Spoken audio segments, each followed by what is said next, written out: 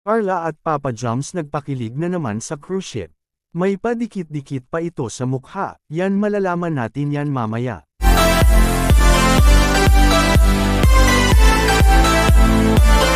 Sa namang mapalang araw sa inyong lahat mga kalingap, sana po ay lagi kayong nakasuporta sa aking ginagawang reaction video.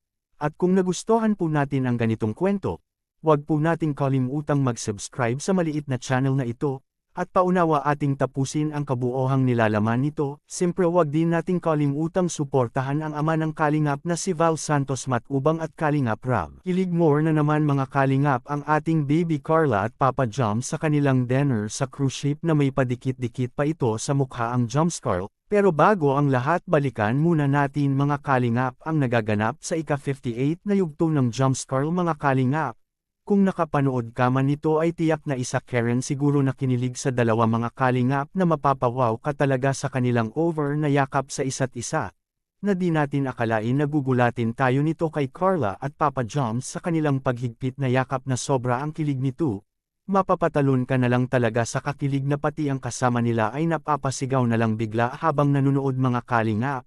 Ito na siguro ang one of the best episode ng Joms Carl mga kalingap para sa akin sapagkat napakaganda talaga ito at sarap panuurin, na pinapakita na talaga nila ang kanilang tinatago na pag-ibig mga kalingap na kahit mga viewers at fans ng Joms Carl ay sobrang nabigla ito sa kanilang nakita at nasaksihan, at dahil doon ay napaiyak na lang nito si Papa Joms bigla sa kanyang nararamdaman nito. Samantala balikan natin kung totoo ba ang nagaganap doon sa Thailand kung saan nagpakilig na naman ang Joms Carl sa manunood habang kumakain ito sa cruise ship mga kalingap.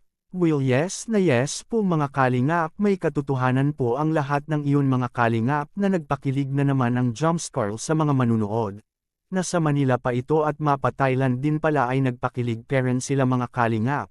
Iba talaga ang Joms Carl para sa akin dahil marami itong ka-excite na ating aabangan na magaganap mga kalingap pag ito'y e-vlog kay Kalingap Rab.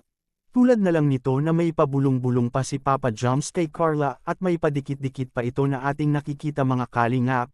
Well kahit ganun man ang ating nasaksihan sa Joms Carl ay suportahan na lang natin ito sa kanilang magandang gagawin na ikasaya sa manunood.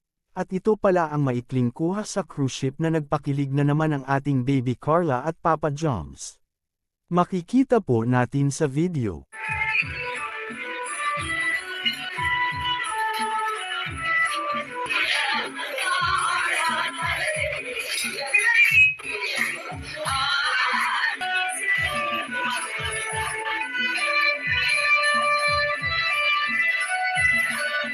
Kayo mga kalingap anong masasabi nyo ngayon sa Joms Carl na umaapo na ang sweet at kilig na pinapakita sa atin? Please comment and God bless us all.